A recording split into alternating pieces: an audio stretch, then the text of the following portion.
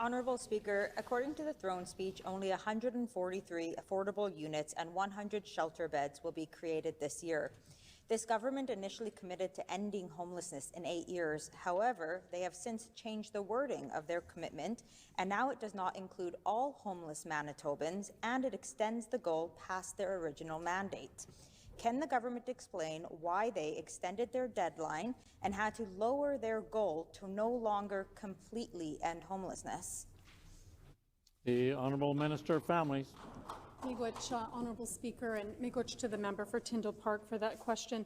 I first and foremost want to just acknowledge a member of the MMIWG2S community and the stepmother of the Minister for Housing, Addictions and Homelessness, who just recently passed, just the past weekend, from a battle of cancer. Brenda Osborne was a staunch advocate for her daughter, the minister's sister.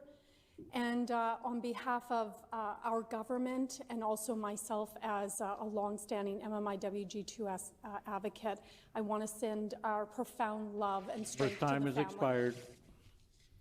The Honourable Member for Tyndall Park on a supplementary question. Honourable Speaker, Manitoba has some of the coldest winter conditions. With new restrictions on homeless encampments, organizations and individuals have been reaching out with concerns. According to a CBC article on Friday, police are bringing former encampment residents and people are coming on their own to St. Boniface street links, who are doing their best with no funding from this government. Honourable Speaker, End Homelessness Winnipeg shared that there are an estimated 2,500 individuals currently homeless. Will this government support St. Boniface street links through this colder weather for those who remain unsheltered? The Honourable Minister of Families. I think all of us on this side of the chamber remember that when the failed PCs were in government, they turned a blind eye to our relatives that were sleeping in bus shelters in -40 weather. That seemed to be perfectly acceptable to members opposite who are now yelling and screaming. Our minister has done incredible work since she's been appointed Minister of Housing, Addictions and Homelessness. Under her leadership and our government's our administration, we've created 143 social and affordable housing units, added over 100 shelter beds to give Manitobans a warm place to sleep. We've restored 2,024 time has expired. The Honourable Member for Tyndall Park on a final supplementary question. Honourable Speaker, in the same article I referenced earlier, the Main Street Project is reminding us that there is no ability or time to support everyone who needs shelter this winter season. The Right to Housing Coalition 2024 Action Plan has shared that this government has only reached 4% of the target for affordable housing.